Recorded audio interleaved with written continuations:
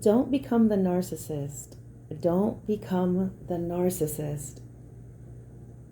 Sometimes people who have been in relationship with a person who the world calls the narcissist, but as believers in God, we know that this behavior is not only a personal choice, but it is also coming from the behavior of this, put it like this: the more a person does wrong, the more open they are to be influenced by unclean spirits.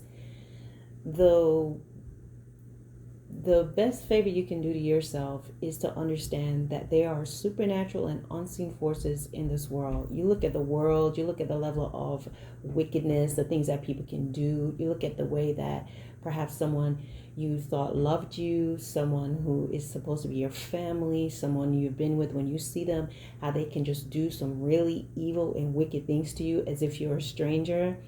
That's the reason why. Not that they're just overpowered and they don't know better. They know better. Because when it comes to demons, when it comes to unclean spirits, when it comes to the fallen angels that are walking around in this world, you have to be a willing participant. They have no power over you unless you let them, you allow, you keep yourself dirty in character and mind and spirit and heart. It's going to be just plenty of room for them to play. So I want to talk with you all about not becoming what you've experienced. And a lot of people don't realize that. Sometimes you may have been in abusive relationships, whether it's physical, emotional, mental, sexual, verbal, and you get away from that, right? But then what you do is you are still in a place of defense, offense, whatever you want to call it. And you are always at the ready to tell people off and to put them in their place and tell them what you're not going to do. And you've built up a fort. Some people build up a fort around themselves where people who have never hurt you are now subject to your stonewalling, or just basically the decisions that you've made not to be taken for granted anymore. You're putting that to everybody, even the people who are truly wanting to know you as a friend, truly caring about you, maybe interested in you to even, to be a partner in your life. But because you're still holding on to the pain from the past, you now become the very thing you try to get away from or got away from. And what really happens is when you've been around a person who's been abusive and who's been rude and disrespectful, there's a certain way that you have changed. You set up some defenses within yourself in order to be able to withstand this person. Someone that's used to being physically abused, if they're in the room with a person, they are so tense because they don't know when this person is going to snap off. And sometimes if the person, have you ever seen someone, the parent raise their hand to scratch, the parent is reaching up to scratch their own head and the child will flinch? Or maybe you see an adult, their spouse just raise their hand to do something and their spouse will suddenly pull away from them. That's because they're used to being physically abused. So even if the person just raised their hand, the reason why they flinch so quickly, even when that's not the case, is because they're always on guard. So sometimes you can still, or these individuals can still be on guard. They're on guard for what their mother did, their father did, their siblings did, from the environment they were in. So when they get somewhere, it's hard for them. When they get in an environment where it's actually safe, they don't recognize that. And because they're still hurt, and because this person has planted seeds, you have to understand those words, every slap, every hit, every insult, that silent treatment, that evil thing that they do, the passive aggressive behavior. What it does, it causes seeds to be planted in you. And so even when you distance yourself from them, if you don't allow God to clean you and cleanse your heart and to help you with all that, you're going to see that you're growing a little. It's a little seed that begins to bud and begin to sprout, and it becomes a little stem, and then it begins to get branches and leaves and fruit, and you become this big old vine. And let's just put it like this: not even vines, because those seeds are not going to bring good things. You're going to have thorns and bristles and and rough edges that it's going to be very hard for people to be able to talk to you. That's why people can be easily offended. If you say something, they get triggered by words. They get triggered by a tone, and they think they go back to what has happened to them, and they can snap. And so they're always putting people in their place. They're always telling people what they're not going to do. And before you know it, they're the one that's bringing the tension.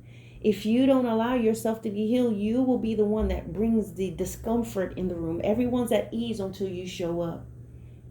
People have to watch what they say. They have to walk on eggshells around you because of all you've been through. And you don't want to live that life of carrying the "of all I've been through, after all I've been through" badge. So everybody has to be careful because you were abused. People have to allow you to be a certain way because you've been through so much emotional trauma. No, you are doing the same thing again.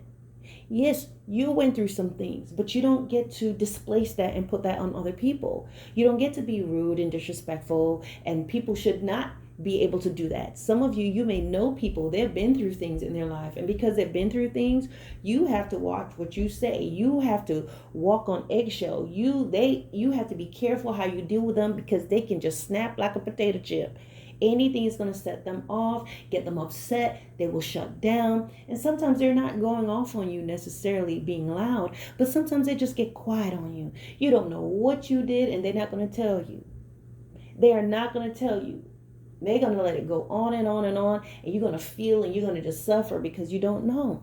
This is a person that has not dealt with and allowed God to resolve the hurt and pain in their heart. Some people are empowered by that pain. So what they do, they use it as their motivation. I've been hurt, I've been neglected, I'm going to do my very best with my education and my studies, and they go all the way to the top. And then that's how you get that boss from hell, that nasty boss. That's how you get what I talked about. You find that woman that is in power and she's doing well, but she has no interpersonal skills. She lacks resiliency.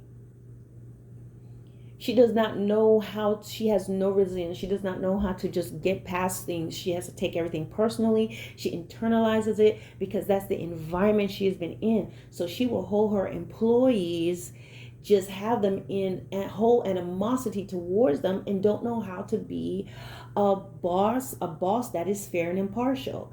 You will have a male that will be this way. He's used to being abused, and he gets in a position of power, and you find out he does not know how to work with and to train and to communicate with people of the opposite sex or the same sex, or the men or the women. They have an issue with that. They take things personally. If a woman says a certain thing, it triggers something in him, and you have that boss from hell.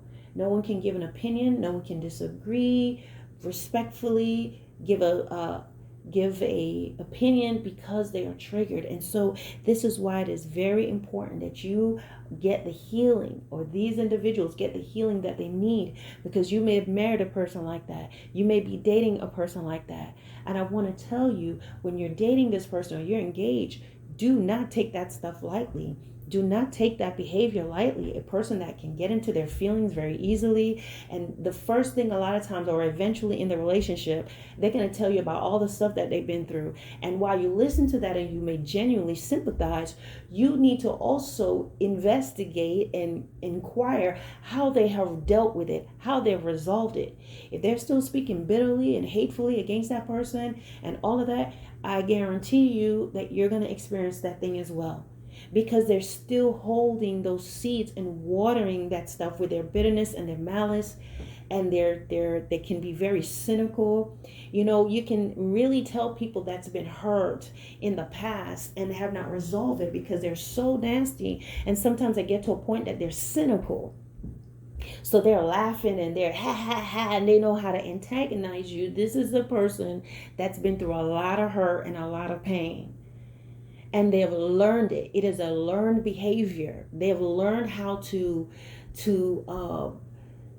set their face in a way that they can combat and say something and insult you and argue. Watch that person that can just go back and forth, and no matter what you're saying, they come back with something else and they start to laugh and snicker and laugh.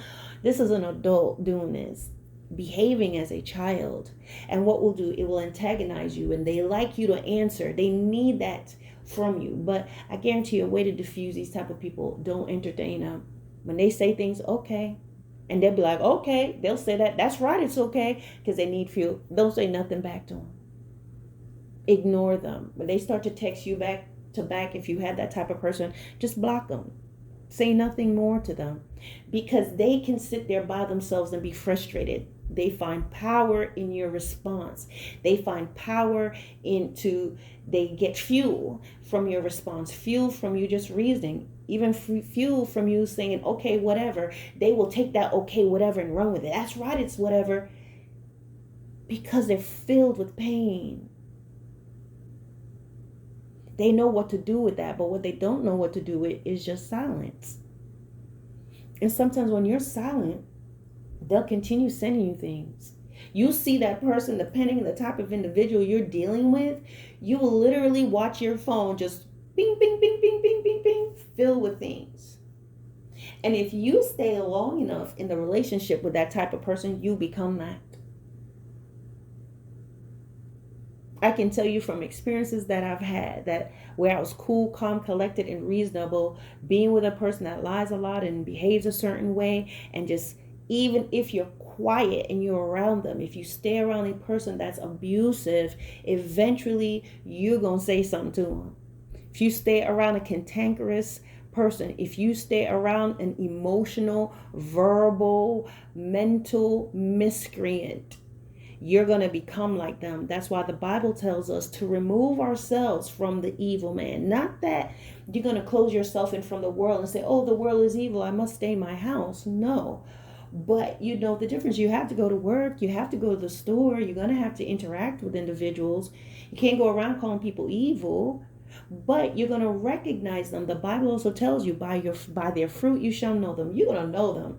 They'll try to be normal at first, but eventually they're going to show you who they are. So when you're around a person who continues to do certain things, if you try to be in a relationship with someone who lies a lot, you're going to change. If you're around a person who's abusive physically, verbally, emotionally, you're going to change. And eventually, even if you're a person that you normally keep your cool, when you stay around someone who is antagonizing and you just keep letting them insult you and you don't say anything back, it's going to build up, and eventually you're just going to respond to them.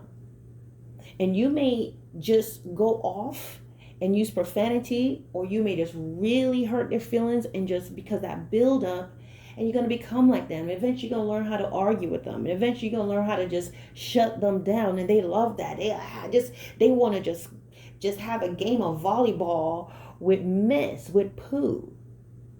You are in a relationship with a dung beetle.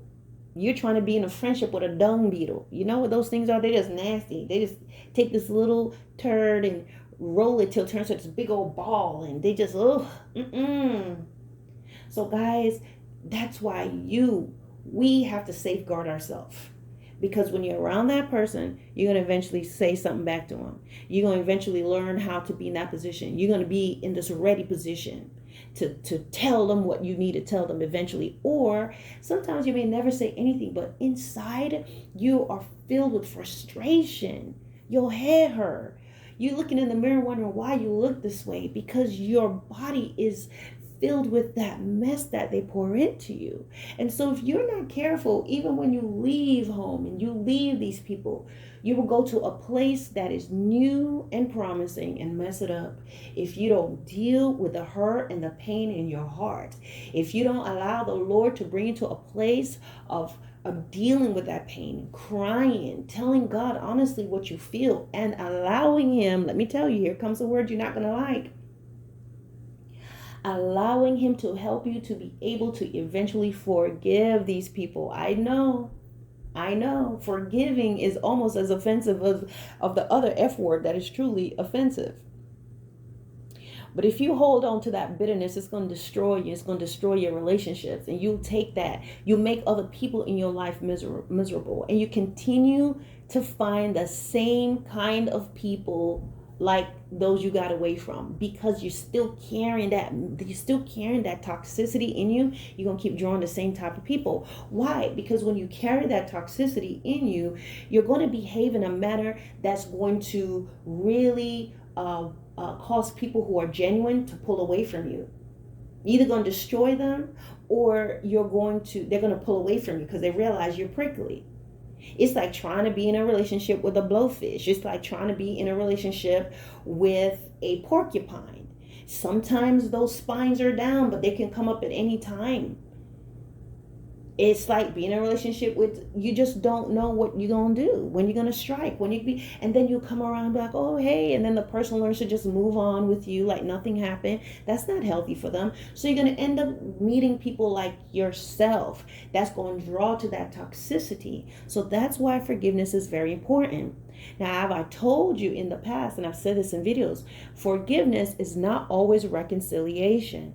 And you can check out my playlist. I have a lot of things on forgiveness, and it gives you the perfect balance. Forgiveness is a two-way street. They may never ask you for forgiveness, but for your names, for your sanity, and for the condition of your spirit, you forgive people for yourself. So that when you hear their name, your heart is not beating and you're not in a place where you withdraw. If you see them in a room, you're not just, where you'll change up everything because of this person. Forgiveness is not always reconciliation. Forgiveness does not mean you will necessarily be BFFs with this individual again. While in some cases you may be able to forgive and this person move on, and you move ahead with this individual, but depending on what they have done, some people, you can't be with them. You can't keep being with a person who's taking drugs and beating you and doing this, this person sexually assaulted you, did some things. You can't sit at the Thanksgiving table with this person as before. You're not going to be able to have them in your house and bring them around your children. Okay. But as I said, you need forgiveness and need to learn to forgive and ask God to help to cleanse you and purify you, so you don't continue to carry the baby per se of this hurt. It's like you're pregnant, okay?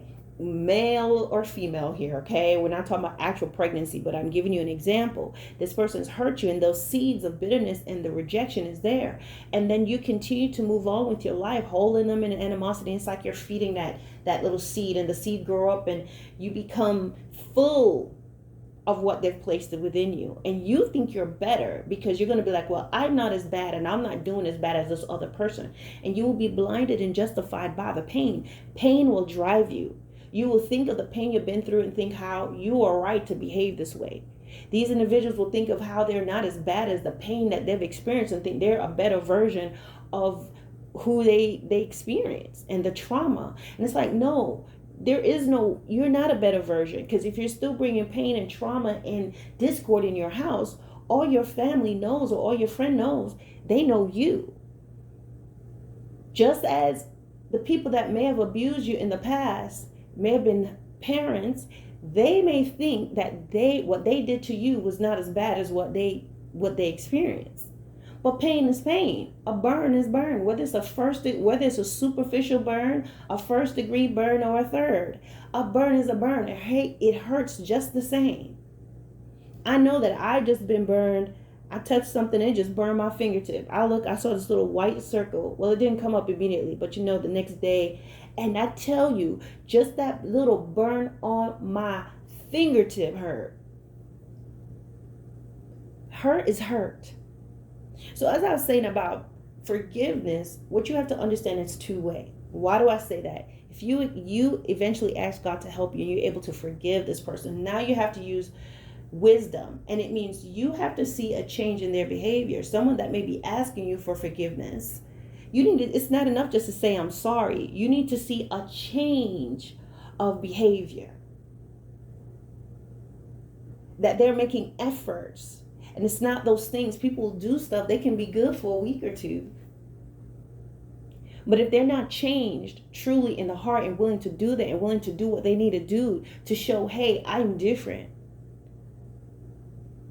A person who's taking drugs, they want to show, I'm going to go to rehab. I'm going to do this. I want to make the effort. I want to do this because I know it's hard. It's a battle, but I need to do this. And you know, sometimes drugs is just one of those things. It's a battle, but they're willing to go through it. That's a sign that they're changing. That rude, disrespectful person, that person that's cheated, they have to be willing to show you, I'm willing to change, I'm willing to make you comfortable. But it really depends if they're willing to or not. You find people who are serial cheaters, they want to say sorry and everything go right back to how it was. They don't want to change anything. They're upset when you question them. They're upset when you don't trust them. They're upset if you call them. And they say, well, you need to be secure. How can that person be secure with a person who's unstable? You see. So sometimes, guys, you may never have that exchange. But what's important is that you get cleaned up, that you get delivered, that you are in a place where God will help you and set you free so that you can enjoy your life. You can meet wonderful people. While you still discern those who are not, you just will not be this cloud. You don't want to become the wet blanket where you make everybody uncomfortable. You are the cloud, you're the wet blanket, you are the pea in everybody's Cheerios, okay? You are just the one that makes everyone uncomfortable because everyone needs to remember what you've been through. You want to overcome those things. And you have to take an honest inventory because hurt and pain can blind you. And you become the very thing you said you would never become. You carry that baton into your family, into your home, and your relationships. And it's only through the power of God that you're going to be able to be restored. You can go to counseling, yes, but those wounds and those hurts has been instilled in you from you are a child. It is a deep thing. It is a spiritual thing. And it's going to require prayer and asking God to help you and to help you to be set free. Only through the power of the Holy Spirit are you going to be able to be set free. You can be set free to a certain degree with just regular counseling. But when it comes to those spiritual seeds that's been planted in you, it's different. You can exercise, you can do whatever, but you're going to find that you yourself, while you may feel different, you become the culprit now. You may feel good, but now if you're not paying attention, you could be hurting other people, destroying other people's lives. Why? You're wearing the badge of all I've been through. All right, guys, thank you for listening, and I hope this makes sense to someone. Again, I have a playlist. Check it out. I have a lot of things in there about toxic relationship, families, toxic mothers, leaders, forgiveness. All of that is there, so you can go in and binge watch. All right, guys. Peace.